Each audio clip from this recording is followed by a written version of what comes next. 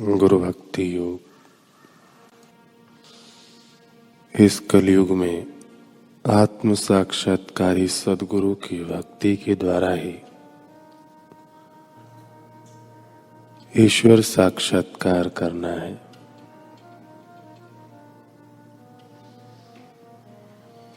सत्य स्वरूप ईश्वर का साक्षात्कार किए हुए गुरु कलयुग में तारणहार है।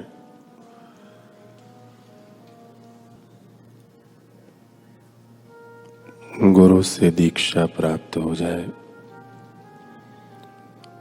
यह बड़े भाग्य की बात है।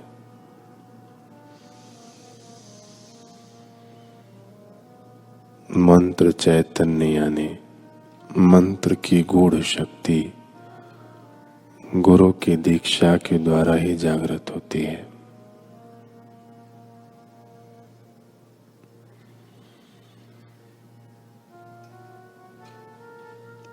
आज से ही संपूर्ण भक्ति भाव पूर्वक गुरु की सेवा करने का निश्चय करो।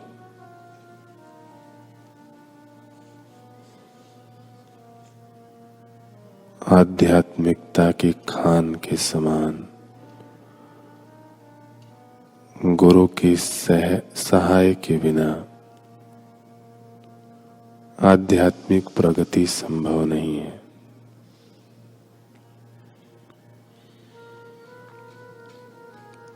गुरु साधकों के आगे से माया का आवरण एवं अन्य विक्षेप दूर करते हैं और उनके मार्ग में प्रकाश करते हैं। गुरु की सेवा के बिना पवित्र शास्त्रों का अध्ययन करना यह समय का दुर्व्यय है।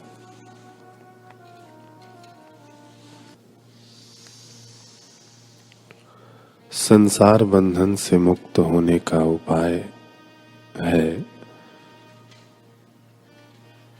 जीव के बंधनों को काटने वाली ब्रह्म विद्या की प्राप्ति।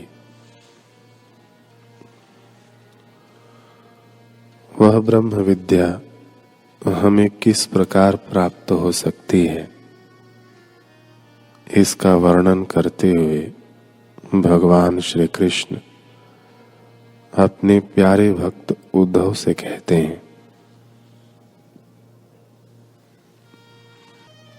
तस्मा जिज्ञासया आत्मनमात्मस्थं केवलम परम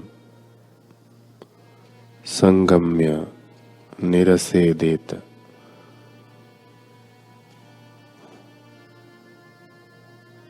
हे उद्धव, जिज्ञासु को अपना चित्त सदा स्थिर रखना चाहिए।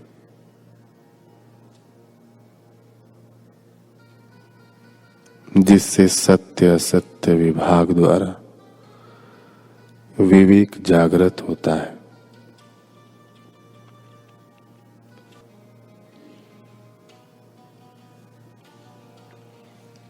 उसमें जितना असत्य होगा उतनी ही अविद्या होगी।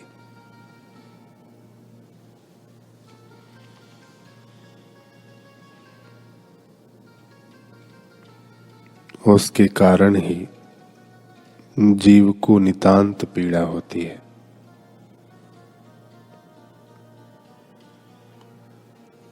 उसका समूल विनाश करने के लिए सद्विद्या प्राप्त करनी चाहिए। सद्विद्या साध्य करने के बाद परमात्मा अधिक दूर नहीं है।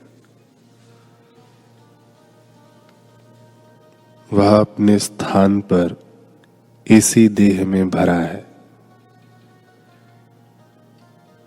शरीर इंद्रियों के समुदाय में ब्रह्म परमात्मा व्याप्त रहा है।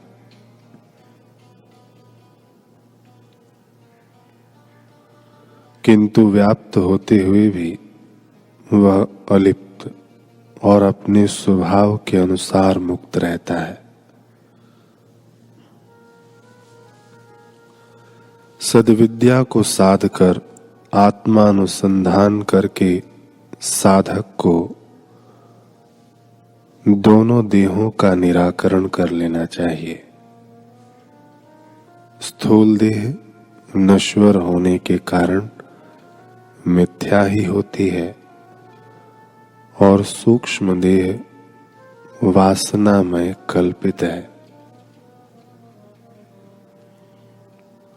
उस कल्पना को भी मिथ्यात्व आता है। इसलिए जो शेष रह जाता है वह केवल निर्विकल्प ब्रह्म ही है। जिस प्रकार आकाश में प्रचंड मेघ पंक्तियां एकत्र होकर अपने ही सामर्थ्य से पर्जन्य वृष्टि करती हैं, किंतु शरद ऋतु के अंत में वे आकाश में लुप्त हो जाती हैं, उसी प्रकार देह में जो आत्मबुद्धि दृढ़ हुई रहती है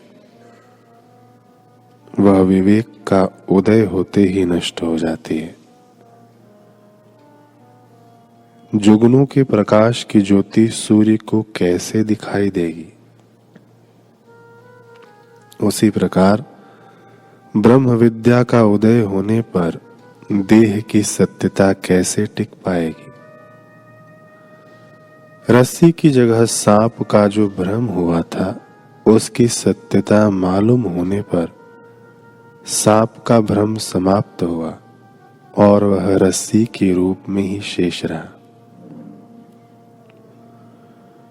विवेक के निर्णय के अनुसार जैसे सांप का भास उड़ जाता है, उसी प्रकार ब्रह्म के सत्यत्व के सामने देह का सत्यत्व शेष नहीं रहता।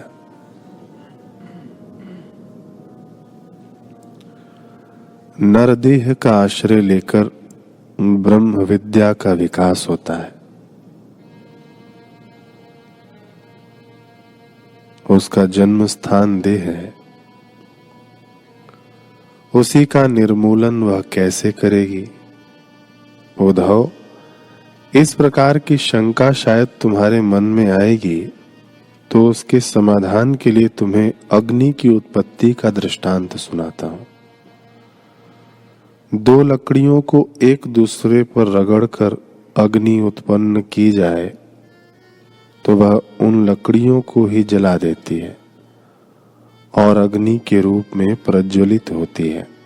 उसी प्रकार ब्रह्म विद्या गुरु शिष्य के संवाद रूपी मंथन से उत्पन्न होती है।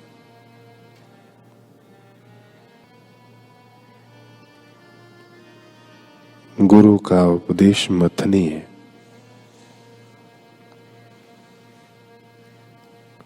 और गुरु शिष्य का संवाद मंथन क्रिया है। इस मंथन से ज्ञान अग्नि उत्पन्न होती है। अपने हित के लिए जागृत रहकर गुरु वचन पर विश्वास रख के लगातार मंथन करते रहना चाहिए, तभी ब्रह्म विद्या प्रकट होती है, तभी ब्रह्म ज्ञान प्रकट होगा।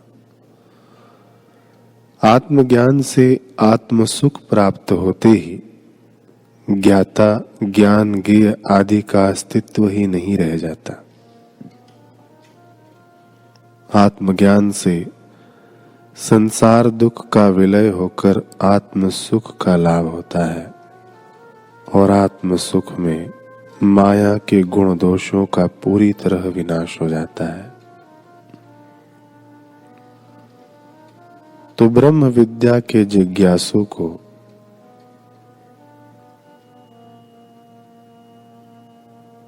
सदैव गुरु वचनों का अनुकरण करना चाहिए। यही एकमात्र उपाय इस विद्या की प्राप्ति का है।